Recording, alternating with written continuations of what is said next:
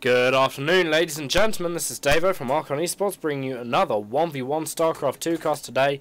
Awesome. This time on Shattered Temple, and also this time a Protoss versus Protoss. Today, in the right-hand side of our map, we have roxkisFRAER.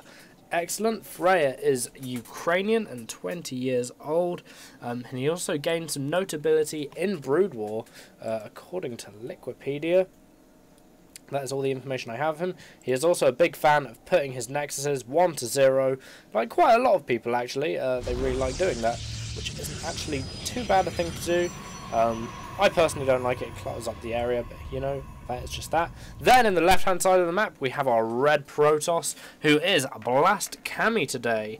Now, Kami is French, and he played Call of Duty before falling for StarCraft 2, if you like. So he fell in love with a beautiful girl called StarCraft 2. Apart from it wasn't a girl, it was a game. But there you go. That is what happened for Kami when he started to play StarCraft 2. Both players playing the Protoss race, of course. So it's going to be a PvP. So we're probably going to see quite a lot of upgrades going down. Well, actually, I say that. You only really see so much upgrades unless your opponent has upgrades in the first place. But obviously, in a mirror matchup, as this is, upgrades are pretty key to get. Because if you don't have them, your opponent has exactly the same units as you. So he's just got exactly the same units, but a little bit better. So it's kind of important for mirror matchups to get those upgrades pretty quickly. And that's why I mentioned them, to be honest. We also have the Xel'Naga Tower in the middle of the map here on Shattered Temple, and it's important to note that both our players are at cross position right now, so actually holding the Xel'Naga Tower is actually a really, really good idea on this map in general, because anywhere in this central arena, kind of on the inside of these big chunky gaps here around the map, is spottable by the Xel'Naga Tower. So of course it is very, very, very important that you own the Xel'Naga Tower to see what is coming through the centre of the map at all times. It's very important indeed. Now we do have Freya scouting his opponent correctly first, Kami being in the left-hand side. But this probe is going to want to be kind of careful because there is a very angry Zealot running after the probe right now. So let's just hope that Freya's probe can get away in time. And meanwhile, in Freya's base, we have another fairly similar situation, as we do have a Zealot just standing here who is not going to be playing this probe's game. Or is he? He is. It's like it or tag, but with probes and zealots instead, and it can only end one way, and that is with the probe disappearing into a puff of smoke with lots and lots of pieces falling off it. Kaboom, as they do like to go, usually speaking anyway. Stalker quickly running out of the gateway now. He's probably going to go try and catch up with that probe, but if Freya's not careful, he might just end up being aggressive instead with it. We'll see what happens, but of course both these guys are at a professional level of play, so they don't generally make mistakes like being over aggressive or anything like that. Very good levels of play indeed. Yes sirree. Both players having pretty much very, very similar units and compositions at the moment. We do have a robotics on the way from Freya at the moment, so we will probably see Immortals from him, and I dare say an Observer as well, so you can see what his opponent is doing, which will be, of course, very, very useful indeed. And of course, Immortals really do smash Stalkers somewhat, so it's quite important to actually have Immortals on the field in a PvP, seeing as your bread and butter unit as a Protoss really is the Stalker, unless you want to go for a really high DPS output army. In that case you want the Zealot, but of course they can have issues because Zealots don't shoot, they just swipe away at things with their Psy Blades that actually grow out of their arms. A little bit of StarCraft trivia for you there. In the StarCraft lore, the Psy Blades are essentially like the Zealot's energy and his connection with, like basically the spirit world, I believe, and that is what allows them to cut through things, rather than actually just being metal or like extensions like Wolverine from X-Men. Funny, funny stuff. Good times. Well, not funny, you know, lore, as it were. And also we can confused with the kind of law where if you steal a Twix, then they'll arrest you. Nope, it's more the kind of law where people will make this stuff up, so games are just that little bit cooler, in my opinion. Actually, this is a point. Hang on, I'll just bring this up. I work in a gaming shop, right? I was at work today, as a matter of fact. Now, somebody was talking to me about competitive gaming, and this random woman just turns around and goes, "Pfft." Like, this is, oh. I just kind of feel like people don't take it as seriously as it needs to be taken. You know, I mean, yes, games are fun, and in all honesty, people play football because it's fun. People play StarCraft because it's fun. But at the end of the day, if you want to play it competitively and have lots and lots of fun doing this, then that is entirely your own prerogative. And it just kind of annoys me, the ignorance that some people have. They don't actually realise how in-depth and cool some of these things can be, and the communities that thrive around them. It really kind of bugged me. I was a second away from saying something, but hey, that's cool. I don't particularly fancy losing my job or anything like that, so I didn't. Ha! Take that, job. So we do have a Colossus coming on the way for now for Kami. Colossus, of course, very, very good in your Protoss versus Protoss matchup, because they really do pretty much destroy quite a lot of units, to be fair. Colossus are just generally a very, very good tier 3 unit indeed. And it kind of makes up for the fact that carriers are so terrible. Because yes, they are terrible, and I believe that they're going to get removed in Heart of the Swarm. Unfortunately, because they are one of the things that make me think StarCraft is actually StarCraft. Without carriers, it would just be a game with 3 races. But as a young lad, when I was playing StarCraft, I was like, wow, these guys have they've got spaceships that hold other spaceships that zoom out and kill stuff. I was like, that is so freaking cool. But then I watched Star Wars and realised there's lots of spaceships that hold other spaceships. How young and mature a sci-fi fan I was, and immature a sci-fi fan I was once upon a time. Right, and we do have a Warp Prism coming out right now from Kami as well, so it does look like when he goes on his push, he could be doing some sneaky Warp Prism play around the back here. Of course, it will probably be seen by FRAER, seeing as he does actually have these pylons placed down and ready to go. I'm really sorry about these kind of jagged lines that have appeared ever since I picked the pylon, but there we go. My graphics have been tinkered with lately. I've been setting them to low a little bit more to try and get the most out of the gameplay when I actually go for it. This probe here, it does look like it is not going to be his day. Again, vanishing into a puff of smoke, never to be seen again. Ouch for him. These Stalkers here having a fairly good day. One of them has actually got a kill today, but unfortunately he is still a Disciple. Bad times for him. FRAER actually having an Immortal out as well, and another Colossus as well. So the Colossus count for both of our players will probably be even when they meet in a clash, but FRAER does have another Immortal on the field somewhere, which is yet to be seen a little bit. Kami also discovering this proxy pylon by FRAER down here, but FRAER also noting that Kami does in fact have a Warp Prism, so he will have to be a little bit more careful. I'm really interested to see where this second Mortal is from FRAER right now, but I can't seem to figure out where it is. Maybe I'm just being blind, perhaps. That's usually the cause of most of my problems. I'm old beyond my years, as some may say.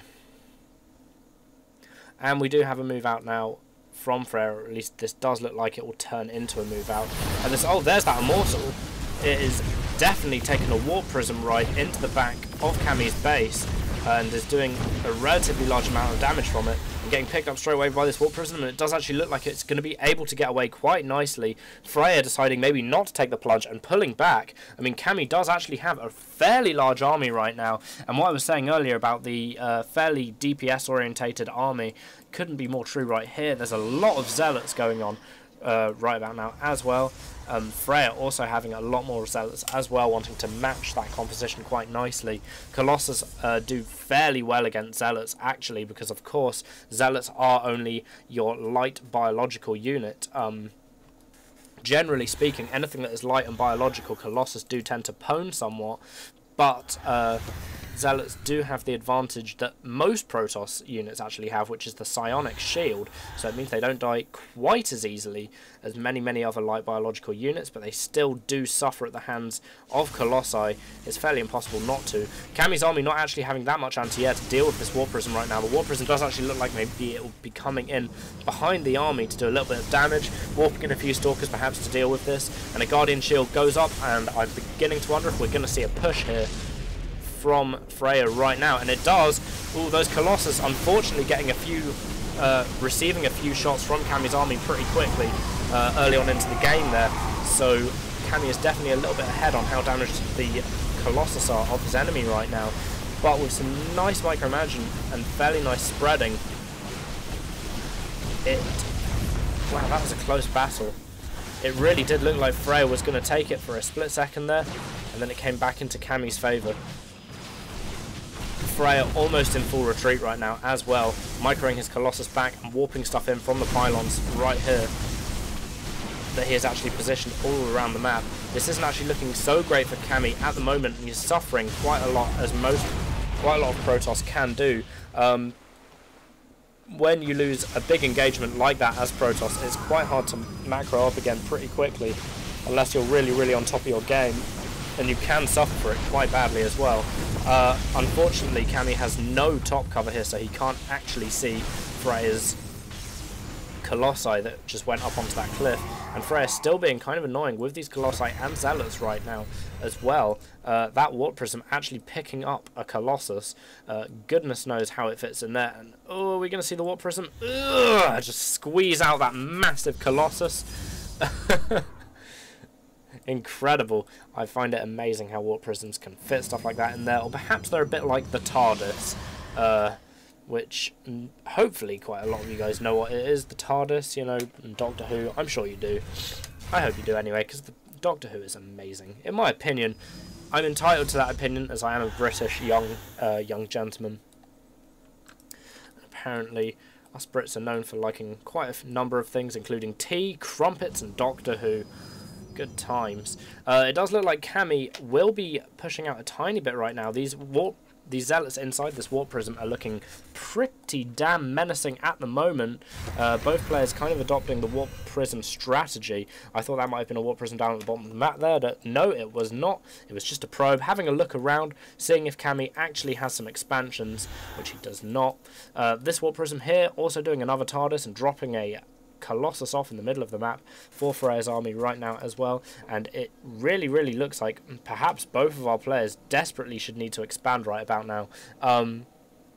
It really depends who's actually going to take that plunge first, because obviously if you expand, you're leaving yourself a little bit open for your opponent, who may have a little bit more stuff to come and crush you, because obviously expanding is kind of expensive, whether you like it or not. But if you don't expand, you do end up in situations like this, where you have no minerals in your main base, and you have, well, you're long-distance mining with all your probes like this. I think that is why FRAER has been searching around the map, trying to find his opponent's main. That Colossus could be caught a little bit out of position right now. Ooh.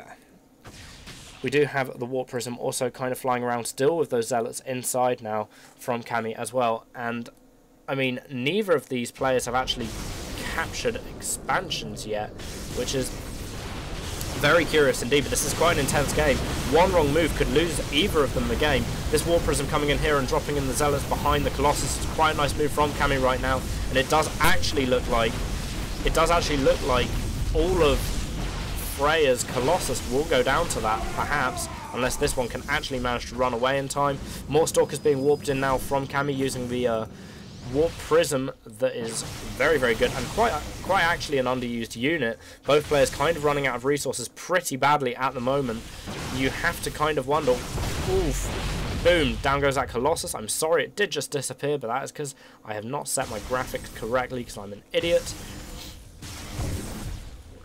And it does look like these Stalkers are going to be running away into a big brick wall. They can't actually get any further, unfortunately, and they will just have to turn and fight. Unfortunately, die as well. And away they go. Boom. Sorry for them. Ouch, ouch, ouch. finally, Kami, winning that decisive victory, has decided to put down his Nexus. Both players actually don't have that many probes either, which is, again, pretty curious. You'd expect players of this level to have quite a few more probes. I mean, 21 probes isn't actually that many from Kami, so it'd be kind of interesting to see why. We also have an Immortal being dropped down here from FRAER as well. And he is actually just going to be running up into the high ground instead. Ooh, and a nice force field going down on the ramp, ensuring that nothing can really get into the base to try and defend this off properly. But you have to kind of wonder why the Immortals do kill a lot of stuff very, very quickly indeed. They're very, very good units, but I can't see. Oh, boom, down, there we go. Oh, and there is a GG from FRAER after losing that Warp Prism. Sad times for him. So that was a kind of a bit of a funny game, really. Neither player expanding until the 20-minute mark, and even then only Kami from Team Blast expanded at that time at all. We didn't have any upgrades at all, as I suggested in the beginning of the game, which of course isn't, well, it makes me look like a retard. Which is unfortunate for myself. And yeah, okay guys, well, if you enjoyed it, thanks a lot.